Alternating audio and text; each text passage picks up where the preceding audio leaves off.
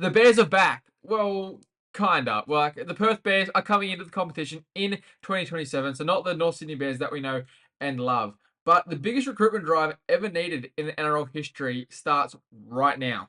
When the Dolphins came into the competition in 2023, we saw that before that they were given I believe, 12 months to sign a whole roster full of people and start an NRL side, and they really, really struggled to recruit people to Brisbane.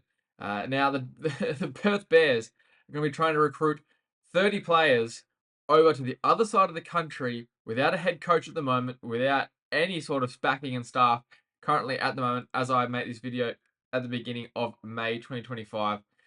So they're definitely facing an uphill battle. But today we're going to talk about five guys who realistically could be on their way to the Perth Bears as the first marquee signing. So the way I decided who's probably realistically going to go to the Bears is people that don't, well, they have an affiliation with the club they're at the moment, but it's not super strong, or they're looking for an upgrade near in the future. And also like players that sort of aren't in that phase where they need a win right now in their career. And also just someone that the Perth Bears can throw the book at. That's still an attractive signing for them as well. So unfortunately, like guys like Payne Haas aren't going to be in here because he wants to win a comp now. And realistically, the Perth Bears aren't going to do that in the first season or second season unless they do chuck a Melbourne Storm. And who knows?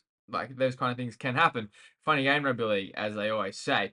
But yeah, he's not going to be there. But the first guy who I think honestly potentially could be on his way over there if enough money is thrown at him is Keano Kini. Now, probably thinking, man, he's the Kiwis fullback. How is he going to be like let go to go to Perth? But the main factor here is he's at the Gold Coast Titans, not the like best run club by any means, and they scream a club to me that their loyalty goes towards like the juniors, the guys who've been there since they were kids, and there's two of them at the club already as well who aren't playing fullback at the moment because Kenny's there, but are fullbacks, and that's AJ Brimson and Jaden Campbell, and I can see the Gold Coast Titans administration letting Keano Kini walk so they can keep those two players, which to me seems really, really silly.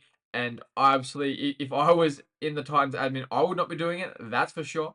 But I can see Keano Kini making his way over to Perth as well. Like, I mean, he's a Kiwi, so yes, moving to Perth takes him further away from home, but he's also not a Gold Coast boy in that like sort of aspect is what I'm thinking about. Like these guys that they aren't like haven't been brought up through the club. So of like yeah, it really really excite me too to see Keano Kini over there as sort of like that main attraction, that big star, that household name. And someone that like the Dolphins really struggled to have a signing like that. Like that was just really like, oh, let's all watch the Dolphins because this guy's there. Obviously, the Hammer developed into that. And they've also signed Herbie Farnworth as well. So like there's other well-known names, but I feel like Keanu Kini really gets the ball rolling. And people go, hey, he's an absolute goer, works his ass off, super professional, played rep footy. I want to go play with him. And if the Perth Bears could land him over the line, that would be fantastic and a great way to start their recruitment drive. Good luck to him, but I reckon offer him 1.6, whatever he wants, and I reckon he'd go there and suit there just fine. You also got second, just mention him as well, Herbie Farnworth. Something about him just I feel like he could he'd love Perth and I could get over there. In saying that though, like he is currently at a new foundation-ish kind of club. Like he's one of the foundation players at a new club, is what I mean. Does he want to go do that for a second time in his career, or does he want to sort of let things settle out? Depending on where he wants to be at in his career, I feel like he might move into somewhere a little bit more competitive. Whether that's Perth Bears or not, depending how their roster goes. I can see Herbie Farnworth getting out there, especially if he does want to play fullback. There was whispers there for a while that Herbie Farnworth wanted to play fullback in the NRL, and that would be the perfect place for him too, especially if they've got a blank roster. They can say, come over, have a crack at fullback, see how you go. And they can sign sort of a couple of utilities and another, maybe a young up and coming fullback somewhere around the traps, and have him there as well. Like a Suafa for example, he might be getting signed there as well, in the background, and like sort of to play wing maybe to start with and see how Herbie goes at fullback. And then if Herbie plays in the centres, doesn't kill it at fullback and goes back to the centres, then you got Suafa there as well. Suafa wasn't actually on my list of people to talk about, but now that I'm mentioning him, maybe Suafa can go to the Bears. He's already played there in New South Wales Cup, so he understands the Bears a little bit more. Played at North Sydney Oval, which I believe the Bears are going to do a few times. I haven't seen whether that really did get over the line.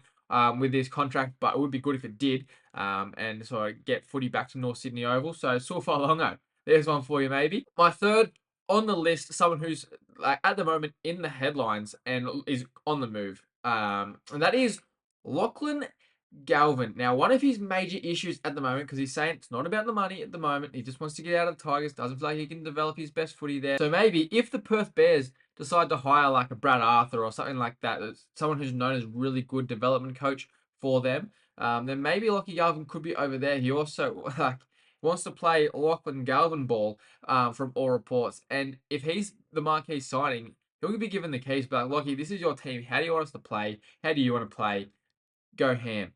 I feel like Lachlan Galvin, I mean, getting out of Sydney probably, I don't know how he feels about that. Moving away from home, obviously, he's always been around Western Sydney area. So it's a massive move over to Perth. And that's the thing that's going to be really tough for any player that does go over to the Perth Bears and setting up life over there. Is that's a really hard like adjustment as well. Like it's the most isolated city in the world. A lot of travel for a lot of away games and that sort of thing as well. So they've got to be prepared for that.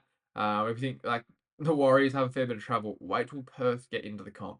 That's going to be another massive factor there. But Lachie Galvin, what, he'll be 21 when he signs that contract. Could sign a 10-year lifelong contract over in Perth Bears, probably 1.5 a year with ratchet clauses and all the Jalax or whatever that comes with that. So I think Lachie Galvin could definitely come into considerations there for the Perth Bears as their first marquee signing, and then 100% have to put their name in the race and give him a blank contract and say, what would it take you to move over here? Now, Lachie Galvin might not be interested. I know he's a Parramatta fan, probably wants to play for Para, but maybe they could do like a little bridge year where he gets released, plays for Para for a year, then goes over to Perth year after. I feel like the NRL could probably chuck some incentives in there as well for Galvin, being like, we really need this team to take off. Can you please play for them?